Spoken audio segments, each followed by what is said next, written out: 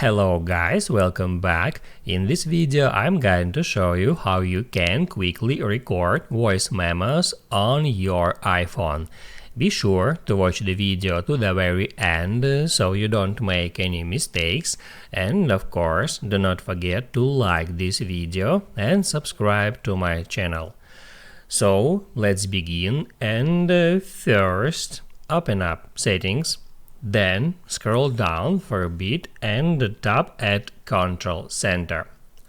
There you can scroll down until at More Controls you find Voice Memos. Then just hit at that plus sign to add Voice Memos to included controls.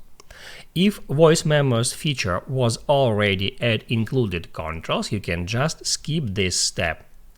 After that, you can hop out Settings and open up Control Center from your home screen by swiping down from the top right corner.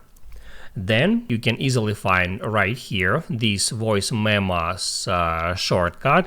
You can tap on that to be able to quickly record a voice memo. Just tap at this record button and create voice memo. Once you finished creating a voice memo, just hit at stop button, just like that. Now you can write down in the comments below if you have any questions about that tutorial, and also I recommend you to check out my iPhone tutorials playlist, which you can easily find in the description.